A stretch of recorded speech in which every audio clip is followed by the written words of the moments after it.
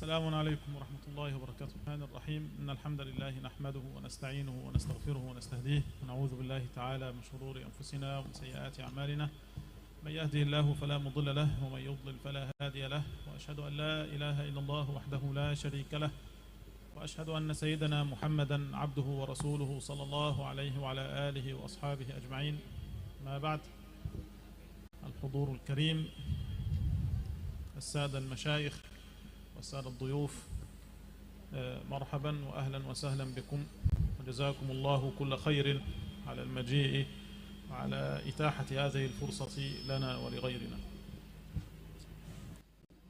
Beliau memulai muhadarahnya dengan mengucap hamdalah kepada Allah Subhanahu wa taala, kemudian mengucapkan syahadat bersaksi bahwa tidak ada Tuhan selain Allah Subhanahu wa taala, bahwasanya Nabi Muhammad sallallahu alaihi wasallam adalah utusan Allah Subhanahu wa taala. Kemudian beliau mengucapkan terima kasih kepada para hadirin, kepada para masyayikh yang telah hadir, dan juga beliau berterima kasih telah diberikan kesempatan untuk menyampaikan kalimat-kalimat yang akan beliau sampaikan kepada kita semua.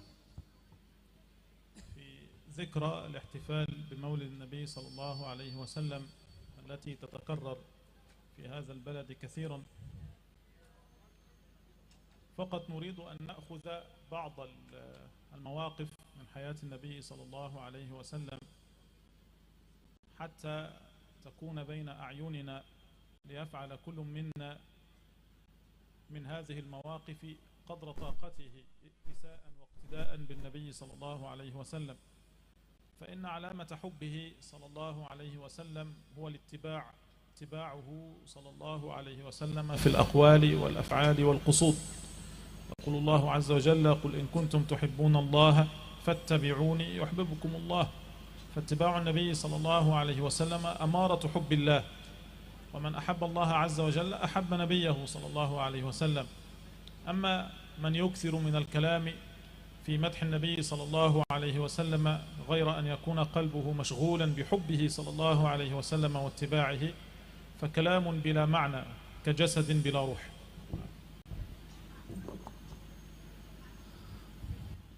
Merayakan Maulid Nabi Muhammad sallallahu alaihi wasallam adalah perayaan yang sering terulang di negeri ini, di negeri kita Indonesia. Kita sering merayakan Maulid Nabi Muhammad sallallahu alaihi wasallam. Maka saya akan menyampaikan beberapa ibrah, beberapa pelajaran dari kisah Nabi Muhammad sallallahu alaihi wasallam. Bagaimana cara kita bisa mengikuti Nabi Muhammad sallallahu alaihi wasallam? Bagaimana cara kita berittiba kepada baginda Nabi Muhammad sallallahu alaihi wasallam? Yang mana mengikuti Nabi Muhammad sallallahu alaihi wasallam ini adalah alamat cinta kita kepada Nabi Muhammad sallallahu alaihi wasallam. Allah berfirman dalam Al-Qur'an, "Qul in kuntum tuhibbunallaha fattabi'uni yuhibbukumullah." Jika kalian mencintai Nabi Muhammad sallallahu alaihi wasallam, maka ikutilah beliau. Niscaya Allah Subhanahu wa taala akan memberikan cintanya kepada kalian. Allah akan mencintai kalian, merahmati kalian. Dan cinta Allah Subhanahu wa taala adalah anugerah yang paling besar. Adapun orang-orang yang seringkali bersolawat kepada Nabi Muhammad sallallahu alaihi wasallam, memuji Nabi Muhammad sallallahu alaihi wasallam, akhlaknya, perbuatannya, perkataannya, tapi tanpa diikuti rasa ittiba, tanpa diikuti rasa cinta dan mengikuti sunnah-sunnah Nabi Muhammad sallallahu alaihi wasallam, maka pujian tersebut tidak berguna, pujian tersebut tidak ada apa-apanya. بعد غزوة حنين جاءت الغنائم إلى النبي صلى الله عليه وسلم، وكان من جملة الغنائم غنم كثير كان يملأ الوادي، يملأ الجبل والقعر الوادي. فنظر إلى هذا الغنم أعرابي واستحسنه واستكثره، فقال له النبي صلى الله عليه وسلم: أيعجبك هذا؟ فقال: نعم يا رسول الله. قال: خذه فهو كله لك. فالنبي صلى الله عليه وسلم ما بخل بهذا، لذلك رجع هذا الأعرابي إلى قومه وقال: يا قوم أسلموا، فإني أتيت عند رجل من عند رجل يعطي عطاء من لا يخشى الفقر. يعني كأنه يملك خزائن السماوات والأرض يعطي ولا يخاف أن يقل ماله صلى الله عليه وسلم. Pada perang Hunain, saat itu kaum muslimin mendapatkan kemenangan, kemudian mendapatkan ghanimah atau rampasan perang yang begitu banyak.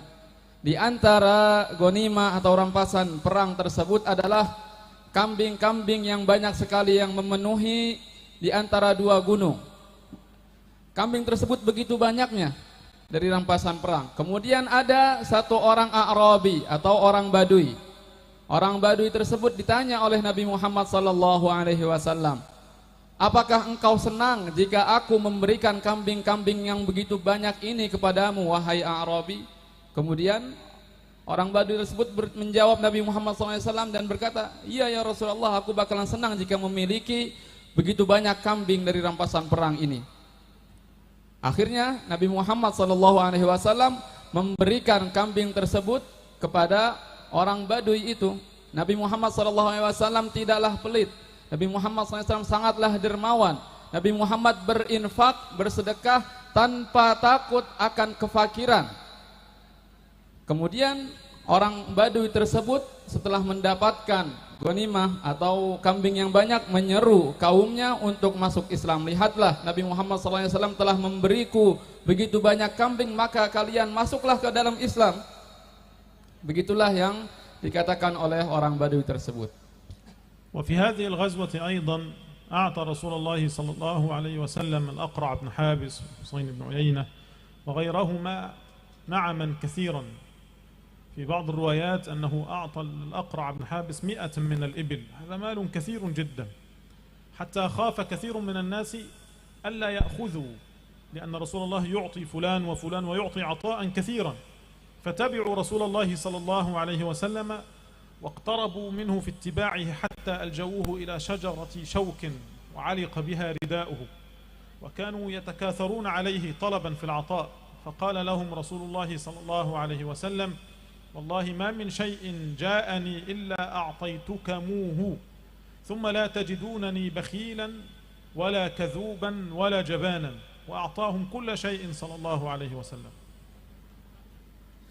Pada perang Hunain juga, pada saat itu Nabi Muhammad SAW memberikan kepada salah satu sahabat Aqra' bin Habis 100 onta. 100 onta tersebut sangat harta yang sangat banyak, sehingga sebagian kaum muslimin saat itu takut tidak kebagian harta rampasan tersebut, saking Nabi Muhammad SAW memberikan begitu banyak kepada Aqra' bin Habis. Sehingga beberapa orang memaksa kepada Nabi Muhammad SAW untuk memberikan kepada mereka unta-unta tersebut juga.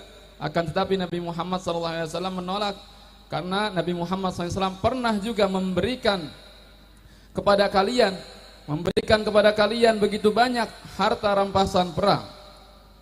Maka Nabi Muhammad SAW ini adalah mempunyai sifat yang sangat bagus, mempunyai sifat yang sangat indah, yaitu sebuah kedermawanan. كذلك النبي صلى الله عليه وسلم جاءه مال من البحرين قالوا وكان من أحسن المال، وقد بسطوه في المسجد، وضعوا المال وأفرغوه في المسجد أمام الحاضرين، فخرج رسول الله صلى الله عليه وسلم وما نظر إليه ولا التفت، فلما فرغ من صلاته ما قام وبقي منه درهم واحد، يعني ما قام من مجلسه إلا وقد أنفقه كله. Suatu saat Nabi Muhammad SAW juga pernah mendapatkan harta yang sangat banyak dari negeri Bahrain. Harta tersebut dianggap adalah harta yang paling banyak dan paling bagus yang pernah didapat oleh Nabi Muhammad SAW. Kemudian Nabi Muhammad SAW berkumpul bersama kaum muslimin di masjid, sholat di masjid. Sedangkan Nabi Muhammad SAW telah diberikan harta yang begitu banyak. Ketika Nabi Muhammad SAW selesai sholat, harta tersebut segera dibagikan kepada para sahabatnya, segera dibagikan kepada kaum muslimin, sehingga harta yang begitu banyak tersebut tidak ada yang tersisa. Begitulah kedermawanan Nabi Muhammad SAW. وكذلك فإن النبي صلى الله عليه وسلم كان يقول لسيدنا بلال: أنفق بلالا ولا تخشى من ذي العرش إقلالا، يعني أعط الفقراء ولا تخف من أن الله عز وجل سيفقرك أو سيقلل لك رزقك. وقال النبي صلى الله عليه وسلم: ما نقص مال من صدقة، يعني كلما تصدقت في ظاهر الأمر أن المال يقل، لكن الله عز وجل يطرح فيه بركة، بل وقد يرزقك من جهات أخرى لم تكن تتوقعها. فالنبي صلى الله عليه وسلم قال وفعل ما يدل على الكرم الغزير صلى الله عليه وسلم.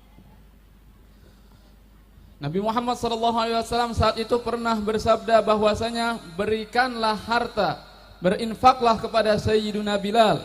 Jangan kalian takut akan kefakiran, jangan kalian takut akan menjadi miskin jika kalian memberikan harta tersebut kepada Sayyidina Bilal, memberikan harta tersebut di jalan Allah Subhanahu wa Ta'ala. Nabi Muhammad SAW juga pernah bersabda bahwasanya harta yang disedekahkan di jalan Allah Subhanahu wa Ta'ala tidak akan berkurang. Ini menunjukkan bahwasanya Allah Subhanahu wa Ta'ala akan menggantikan harta tersebut dengan yang lebih baik.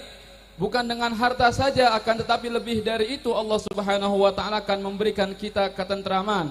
Dari sisi lain kita akan mendapatkan kebahagiaan dari Allah Subhanahu wa Ta'ala jika kita berderma, berinfak di jalan Allah Subhanahu wa Ta'ala. Nabi Muhammad SAW perkataan ini, sabda Nabi Muhammad SAW itu telah dipraktekkan sebelumnya oleh beliau, sehingga beliau dengan ucapan bersabda menyampaikan kepada kita, dan dengan perilaku beliau mempraktekkan dan mencontohkan kepada kita, sehingga dua-duanya tersebut adalah contoh yang sangat agung bagi umat Nabi Muhammad SAW. وكأن النفقة والإعطاء والصدقة هي أولى علامات الإيمان، إذ أن الإنسان مفطور على البخل والشح والإمساك والخوف مما لا يراه، ومن ذلك الخوف على الرزق. أما من وقر الإيمان في قلبه واستقر وصدق بقلبه أن الله عز وجل تكفل له برزقه وأنه آتيه، ولو حاول هذا العبد أن يهرب منه فإنه ينفق ولا يخاف أن لا ينفق عليه من قبل الله عز وجل. ومهما كان العبد حريصا وكان بخيلا فإنه يشك في رزق الله عز وجل. سيدة عائشة رضي الله عنها قالت: توفي رسول الله صلى الله عليه وسلم وترك كيسا من طحين، كيس وفيه الدقيق. قالت: فزلت آخذ منه وأخبز ولا ينقص، فلما كلته فني، فقط لما كالته وركنت إلى الأسباب انتهى. وكأن الله عز وجل يقول: من ركن واطمأن إلى السبب فهو إلى السبب، وأما من اطمأن إلى الحق سبحانه وتعالى فالله عز وجل يقول: فاسألوا عند الله الرزق، ولم يقل اسألوا من الله الرزق، قال عنده سبحانه وتعالى. فكلما اقتربت منه صلوات الله، اقتربت من فعله صلوات الله وسلامه عليه، اقتربت من الحق فوجدت الرزق عند الله عز وجل.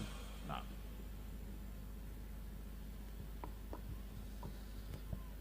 Sedekah ini adalah alamat iman atau ciri-ciri iman yang paling utama dan yang paling pertama.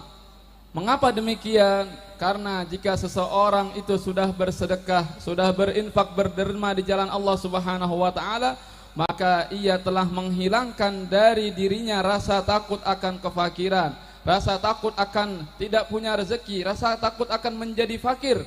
Karena seseorang itu manusia biasanya selalu berhubungan atau selalu lekat dengan harta. Sehingga Allah Subhanahu wa Ta'ala ingin mengajak kita untuk berderma. Untuk apa? Untuk kita lepas dari rezeki, untuk kita lepas dari berpikir atau takut akan sebuah kefakiran. Maka barang siapa yang beriman, tentu dia akan percaya kepada Allah Subhanahu wa Ta'ala. Tentu dia tidak akan takut menjadi fakir, dia tidak akan takut menjadi miskin. Karena kalau dia sudah percaya kepada Allah, maka Allah Subhanahu wa Ta'ala yang akan memberikannya. Sebaliknya, jika orang takut, jika orang tidak beriman, maka dia akan takut menjadi miskin, akan takut berderma. Suatu ketika Sayyidina Aisyah radhiyallahu taala anha pernah diberikan oleh Nabi Muhammad sallallahu alaihi wasallam satu kantong isinya tepung. Dari situ Sayyidina Aisyah setiap hari membuat tepung tersebut setiap hari, akan tapi tepung dari kantong tersebut tidak ada habisnya. Sehingga suatu ketika Sayyidina Aisyah ini heran, kenapa kok tepung yang ada di dalam kantong ini tidak habis-habis. Akhirnya ditimbang sama beliau, dan setelah tepung tersebut ditimbang kemudian dipakai, kemudian di hari berikutnya tidak seperti biasanya, sudah habis begitu saja. Ini menunjukkan apa? Menunjukkan kalau kita percaya kepada Allah Subhanahu wa taala, Allah Subhanahu wa taala akan memberikan kita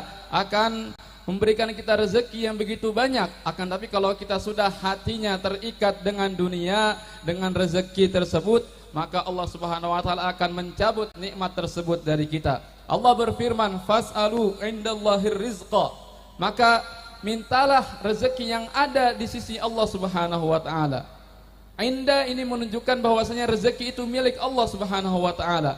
Kita diminta untuk meminta rezeki dari Allah Subhanahu wa taala, bukan kita menuju kepada dunia yang kita pinta tersebut, akan tapi tujuan kita adalah Allah Subhanahu wa taala. Maka jika seseorang telah berderma, berinfak, itu menunjukkan bahwasanya dia telah mengikuti Nabi Muhammad sallallahu alaihi wasallam yang begitu dermawan. يقول النبي صلى الله عليه وسلم: إذا مات ابن آدم انقطع عمله إلا من ثلاث: صدقة جارية، وعلم ينتفع به، وولد صالح يدعو له. نحن الآن في هذا المعهد المبارك، وإنه قيد الإنشاء وقيد البناء، ونسأل الله عز وجل أن يتممه. فهذا المعهد فرصة لمن يريد أن يحقق حديث النبي صلى الله عليه وسلم: إذا مات ابن آدم انقطع عمله إلا من ثلاث: صدقة جارية. فمن وضع حجرا واحدا في بناء مسجد أو بناء فصل وأعان طالب علم على ذلك، فإنه قد حقق صدقة جارية بقيت ما بقي هذا العلم جار وبقي هذا المكان قائم. كذلك إذا أكرمه الله عز وجل وساهم وخرج من هذا المعهد أناس يحفظون القرآن، يحفظون الحديث، يعرفون التفسير، يعرفون الفقه، فإنه يكون من العلم الذي ينتفع به بإذن الله عز وجل. ثم كفالة هؤلاء الأولاد سواء بإقامة المعاهد ونحو ذلك هو من الأولاد الصالحين الذين يدعون له ولا ينقطع نسلهم إلى قيام الساعة إن شاء الله تعالى. يحكى أن امرأة كانت تمر بطريق فرأت مسجدا يبنى، فبحثت وأحضرت حجرا واحدا ووضعته في هذا المسجد. فلما كان يوم القيامة جاء صاحب المسجد الذي بنى هذا المسجد وجيء له بقصر في الجنة كله له إلا موضع بيت واحد فقط. فقيل له: هذا من حجر الذي وضعته تلك المرأة. فالقصد أن العبد ينفق قدر ما استطاع ولا يستقل نفقته. النبي صلى الله عليه وسلم يقول للنساء: أنفقن أو تصدقن فإني رأيتكن أكثر أهل النار. وفي رواية: تصدقن ولو بفرس شاة، يعني ولو بظلف من الشاة. نعم. Rasulullah sallallahu alaihi wasallam pernah bersabda, "Idza mata ibnu Adam," jika seseorang telah meninggal, telah wafat, maka semua amalnya akan terputus kecuali 3 hal. Yang pertama adalah sedekah jariyah, yang kedua adalah ilmu yang bermanfaat, dan yang ketiga adalah anak soleh yang selalu mendoakan. Pondok ini sekarang lagi proses pembangunan. Beliau mengajak kepada kita semua untuk membangun pondok pesantren ini, untuk berinfak, berderma, untuk mengamalkan hadis Nabi Muhammad sallallahu alaihi wasallam. Karena ini adalah suatu kesempatan yang sangat mulia untuk kita bisa mendapatkan fadilah agung, mengamalkan hadis Nabi Muhammad sallallahu alaihi wasallam. Jika kita berderma saja 1.000 rupiah saja, atau kita membeli 1 batu bata yang kemudian dibuat untuk pondok pesantren ini, dijadikan bangunan, selama bangunan tersebut masih berdiri, insya Allah akan menjadi nilai amal ibadah nanti di akhirat dan di alam kubur. Begitu juga kalau kita berinfak sedikit saja di tempat ini, selama bangunan di sini masih ada, selama santri ini masih ada, selama pondok ini masih ada, niscaya kita mendapatkan amal sedekah jariah, dan juga para santri yang akan menjadi ulama di sini akan menjadi ulama yang mempunyai ilmu yang bermanfaat, dan kemudian mereka juga akan mendoakan kita semuanya. Dengan kita berderma, kita telah mengamalkan hadis Nabi Muhammad SAW ini dan telah mendapatkan 3 keutamaan sekaligus yang tidak akan terputus amal kita karenanya. Kemudian suatu ketika Nabi Muhammad SAW, pada zaman Nabi SAW ada seorang perempuan. Seorang perempuan tersebut lewat di satu masjid, kemudian menaruh di situ satu batu saja dan meletakkannya di masjid untuk menjadi bangunan masjid. Kemudian wanita tersebut di akhirat mendapatkan suatu istana yang begitu megah. Mengapa? Karena dia telah membangun masjid tersebut. Lalu bagaimana kita untuk berderma, untuk berinfak, membantu pondok pesantren seperti ini? Kita sebisanya saja membantu. Bahkan Nabi Muhammad SAW pernah bersabda, kalau kalian mau sedekah, sebisanya saja, meskipun dengan 1 kurma saja, meskipun dengan setengah kambing saja, atau 1 paha kambing saja. Ini menunjukkan bahwasanya sebisanya saja kita untuk berderma di jalan Allah Subhanahu wa taala. Aqulu qawli hadza wa astaghfirullahal azim lakum wa jazakumullahu khairan ala husnil istima'. Cukup sekian dari beliau, kurang lebihnya mohon maaf. Assalamualaikum warahmatullahi wabarakatuh.